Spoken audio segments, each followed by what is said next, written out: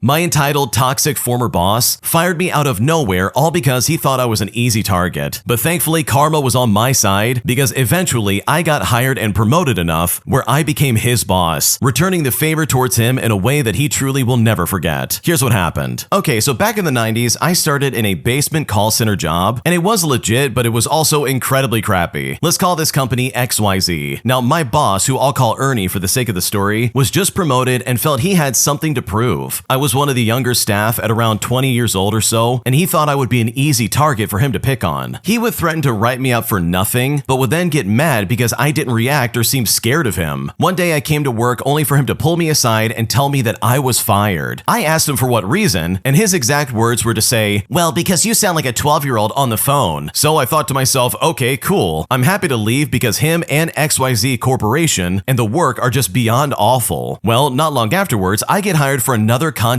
center. This one was way more professional, well-lit, well-maintained building with lots of effort to make employees feel great coming into work. And yes, there are some call centers that are actually fantastic workplaces. Now, I thrive there, and I'm quickly promoted, and the company even invested in specialized training to skill up my credentials. I was highly respected, and I made a good name for myself. And then my moment finally came. I was approached by my manager and another manager, who we will call Paul for the sake of the story, and Paul managed the overflow work that we contracted out to other centers. He kept an eye on them to ensure they provided the same quality of service that our company offered. And this is where they tell me they have a special assignment for me. Paul needs someone to cover him while on vacation because one of the new vendors we contracted was launching new business on our behalf. Paul wants me to be there every day for the next 2 weeks to ensure a smooth launch and make sure we keep the other company accountable. And I'll give you one guess as to who the new vendor company was. Well, if you guess XYZ company, you would be absolutely right. Paul even mentions that my contact on site is a manager by the name of Ernie, and I think to myself, oh, good old Ernie was still there. I thought it best to be upfront with my manager and Paul and let them know about my history with Ernie and XYZ. I even shared the reason Ernie fired me, but Paul smiled and just asked, well, can you remain professional? And I assured him that I absolutely would. Paul smiled larger, and then he said that you are still my choice to fill in for me. I meet Paul over at XYZ, and he says, walk behind me as I enter. Now, he has a quirky smile on his face, so I just go along with it. And it's right about now that I knew that things were definitely about to get interesting. Paul walks up and shakes the hand of Ernie, and he says, Ernie, I'm excited about this project, but I have to be away, so I have someone who is going to step in for me. He then turns to me, so I step forward. Ernie has immediate awareness. He remembers me. I say to him, hello, Ernie, it's nice to see you again. And I say this in my most professional voice possible. Paul then says, oh, good, you know each other already. Ernie, this person is my eyes and ears for the next 2 weeks, and what she says goes. She speaks for me, and she will be sending daily reports. Do you got it? And I swear Paul was having so much fun with this because all Ernie could do was only nod. And I'm not sure if it was because of the shock in learning that he would be reporting to me. Now on to the petty revenge. I knew that Ernie was expecting that I would be on a power trip because that is what he does, but I had something far more fun in mind. For the first week, I was nice and pleasant even with all of the employees. I gave them positive feedback, and I would do this when Ernie was around and ask him if he agreed with my positive feedback, and he would trip over himself just to agree with me. And I did this knowing that this jerk would never give compliments to his staff generally. I also knew Ernie hated break times for staff, so I would regularly watch the clock, and I would wait until Ernie was far enough away where I would need to raise my voice conveniently for staff to hear, and I would ask Ernie, looks like it's break time. Do you agree that staff should prepare their phones to go on break? Well, he couldn't disagree and make the client look bad, so everyone just got their breaks. The staff loved me and only had good things to say about me, and I could tell that Ernie was starting to get annoyed. On the second week, I started asking Ernie to run through the reports on a daily basis, and I was pleasant but firm on my expectations. I would ask him questions, and then I would just look at him when he answered and just shake my head. I wouldn't say anything. I would just ask him to move on to the next report. And I saw and heard the doubt creeping into his responses. By the third day that week, he was starting to ask me questions because he doubted his own answers. After he attempted to explain another report, I just said to him, you know what, I've heard enough. And then I just walked away. Now, he wasn't saying anything wrong, and frankly, I could have just read the report myself, but it was fun to keep him just destabilized enough that he would squirm and look really uncomfortable. On my last day, Ernie asked me how I felt the launch went and what I had been putting into my reports to Paul, but I simply replied by saying, well, what do I know? I only sound like a 12-year-old on the phone. And then I just walked out. Fast forward, and I found out about a year later that XYZ closed and Ernie was out of work. I was then promoted and ended up in charge of my department. I never did hear about Ernie again, but it was fun to play petty psychological games with him. But the lesson that really sticks with me is that you need to treat people people well, because you never know if any of them will cross your path again and possibly be your boss. Oh man, this is like the dream scenario, right? Your former boss fires you because they simply just don't like you, and then you turn around and eventually become their boss. Like, that is amazing. Like, that's a fantasy come true if there's ever been one, because that would be an amazing experience. And honestly, I love the fact that you really did get the last laugh. That ending line you said to him of like, oh, well, what do I know? I just sound like a 12-year-old on the phone. Like, that is brilliant. That is so good, dude. So good for you for getting back at this boss, because he sounds like a giant piece of garbage. Because in my opinion, he deserved way worse than what you gave him, because his behavior absolutely deserved to be punished. If you like Am I the Jerk, you're probably going to love Am I the Genius. Check it out, link down below in the description. Also, go to amithejerk.com/submit if you would like to submit your own stories. My hoarder mother-in-law always wants my partner and I to visit, but I simply cannot stand being in my in-laws' house. And now they're inviting us over once again, and I honestly now feel so stuck because I just don't know how to navigate this without insulting someone. Here's what's going on. So my mother-in-law, who is a hoarder, always wants my partner and I to visit, but I just cannot stand being in my in-laws' house. It's not dirty per se, in the sense that there is not animal feces and literal garbage everywhere, but it is just an insane amount of stuff for one house. When you're walking through a 3,000 square foot house and it's like going through a corn maze, that's when you know there's way too many things in this house. Ever since my partner and I have been together, we have never spent a single Thanksgiving or Christmas together because his mother's house is so bad, and because there's just no space for us to stay, which means there's no privacy. We don't want to invite the criticism that we spend holidays with only my family but not his, so we just spend them apart. I remember the first time I ever visited. The utter fury that I had with my partner for not warning me about the hoarding almost ended our relationship right at the beginning. That weekend that I stayed was honestly one of the worst experiences that I've ever had to endure. To give a short summary of the experience, I slept in a twin bed, while he slept next to me on the floor on a mattress pad, because even though other bedrooms existed, they were so full of things that they were just completely unusable. Even the room that we stayed in was so crammed full of stuff that there was literally nowhere to put our bags. Additionally, even though there were 3.5 bathrooms in the house, only about half of them were usable. The only usable full bath is off the master suite. It made for an awkward first night, as I usually shower right before I go to bed, but when I asked where I could shower, my partner told me that I would have to wait till the next day because the only shower was the one off the master bedroom. If it hadn't been almost 11 o'clock p.m. and not wanting to insult my mother-in-law the day we met, I would have left right then to find a hotel. With the 4th of July coming up, she wants us to come up and visit along with my partner's siblings and their significant others. And you know what? It's getting harder and harder to put her off. So my question is this: how do we explain to her and help her in a way that she will understand that while we love her, we won't be able to stay with her unless she makes room for us? Now, for some additional context, my partner, his siblings, and my father-in-law all know that her behavior around all of these objects is not normal. They've tried talking to her about going to therapy, and they've discussed with her that she cannot value all these things more than her own family and still be upset when her family doesn't want to visit overnight because of them. She just doesn't see the issue because all the stuff is various memories to her. To the outside person, it might be a random book, but to her, it would be a beloved story, or it would be one from the book club for 2 months that she had fun discussing, and the list goes on and on. So honestly, how do I navigate this situation with my mother-in-law? Because right now, we're at a complete loss and we really don't know what to do. Oh man, there is no way in the world I would ever spend the night there ever again. Like seriously, just because there's not like crap and like all this other garbage all over the place doesn't mean that place is sanitary at all. Because you know for a fact she's not cleaning off any of that stuff, and it's just collecting dust and God knows what else. Now for me, and this is just my opinion, I think the best way to go about doing this is just being honest with her. You can say something like, hey, we will come and visit, but we are getting a hotel. There's no room in your house, there's way too many things, and we're not sleeping on the floor. Like that, in my opinion, is a great compromise, and I just can't understand why anyone would be like, no, you can't do that. Because seriously, there's no room to sleep anywhere. There's no room for anyone to use the bathroom. It's not fair for you or anybody else who's expected to come and visit. And if they're not going to accommodate you being there, then guess what? You don't have to be there, in my opinion. So yeah, this really could be an easy conversation, in my opinion, because this is just completely obnoxious. And the fact that your mother-in-law is not seeing this is, in my opinion, completely her problem and not yours. Am I the jerk for not helping my broke friend? All because she got a tattoo for herself instead of buying food like she said she desperately needed. Here's what's happening. So one of my friends has been complaining about money a lot recently, and it's gotten to the point where 2 days ago, she said that she was so broke, she wasn't able to afford to eat, and was skipping whole days worth of eating because she just had no food. I felt sympathy because I've struggled a lot with finances. I still do a little bit, but not as badly as I used to. And since I'm doing okay enough right now, I offered offered to help her out with the food. I do a budgeting plan with my meals and meal prep where I use these compartment containers and I'll make 10 portions of 3 different meals every 2 weeks. And I rotate the menu based on what's on sale. And with that, I then put them into my deep freezer. I have ADHD and this works really well for me. I have a bit of extra meat stock at the moment because I don't always eat all the prepared trays before I make the next batch, since I always do it every 2 weeks. I have around 25 extra meals in my freezer right now. So, since I have extra, I was originally just gonna not meal prep at the start of next week. But instead, I decided to offer to drop my friend off some of my surplus so she has something to eat. I was gonna drop it off today after work, but right when I was getting off work, I was watching Snapchat stories and I saw that she posted one. Well, this is when I found out that she went and got a tattoo today as part of a Friday the 13th flash sale. I'm familiar with the artist who did the tattoo because I recognized their flash from their Instagram. I mean, I was considering going in for one, but I didn't do it because I don't really have the extra money right now. They're also all pre-priced prices, and that one is $180. Now, I don't know why, but it kind of pissed me off because she literally just told me how she is so broke that she couldn't afford to eat, and yet despite all that, she was still able to pay for a tattoo. When I was struggling financially, I definitely didn't get tattoos. Well, I messaged her about it, and I asked about how she was able to afford a tattoo, and she basically just said, "Oh, I'm always able to scrounge up cash for new tattoos." Well, when I heard that, I then told her that I'm not bringing her those meals because if she has enough money for a new tattoo, she must not be that desperate. Well, when I said that, she freaked out on me and called me a jerk and said I was being classist and that poor people are allowed to have nice things, which I do agree with, but I feel like it doesn't apply to this situation. But now I feel like a jerk and my friend is mad at me. So seriously, am I the jerk in this situation? Because right now I don't know what to do. No, I don't think you're the jerk here. Your friend is clearly taking advantage of you and that's not fair. That really is not fair for you because you're trying to be kind to them. You're literally offering them free food when they could have easily used that $180 to get groceries for themselves. Like, what are they doing? They have their priorities completely mixed up. And sure, poor people can have nice things as well, but if you're choosing a tattoo over feeding yourself, then you have your priorities mixed up and you're taking advantage of people. And in my opinion, that's exactly what's going on here. An entitled customer thinks that just because he shops here a lot somehow means that he can spend as much time as he wants shopping past our closing time. And I'm honestly so sick of customers like this because it is super frustrating. Here's how it all went down. Okay, so we've all had those customers who come in pretty close to when we're closing up the shop. I'm also pretty sure that we've had those people who think that they have all the time in the world to shop just because they made it in the store before the doors shut. However, this is not the case. If you're a couple minutes past closing, that's usually fine, but it's not when you're planning on spending another 15 minutes or longer. So around 5 minutes to closing time at the store I work at, there was still one customer shopping with a grocery cart. He is a regular customer. The 15-minute and 5-minute closing announcements had been done, and when we do the 5-minute announcement, we politely ask that all customers still in the store bring up their items so that we can finish up our closing procedures and go home. Now, usually us cashiers aren't too bad about late shoppers who are cutting it close, but it was really annoying to see someone with a full cart still strolling around. The time we closed came around, and we had to do the announcement where we said, "We're officially closed and please bring your items up to the front." But guess what? This guy just kept walking around. The people in grocery remind him that we were closing and that he could come back tomorrow to get the last things he was missing. But you know what? He just completely ignored them. Eventually, my coworker on till told the man that we were closed and that she would ring his groceries through. He then turned to her and said, "Do you know how much money I spend at your store?" She replied by saying, "I understand, but we are still closed, and we have to ask you to pay for the groceries that you have now and come back tomorrow." Now, thankfully, the man finally went through her till, though he was still pretty annoyed that he had been asked to leave. He complained a bit more, but my coworker kindly explained that when we're closed, we have a couple more things that need to be done after all the customers are out, and we unfortunately will not be paid overtime. Okay, I relate to this because I used to work in the restaurant industry, and holy crap, when people would walk in right as we're about to close the kitchen, that would be the most frustrating thing on planet Earth, dude. Seriously, why'd you come in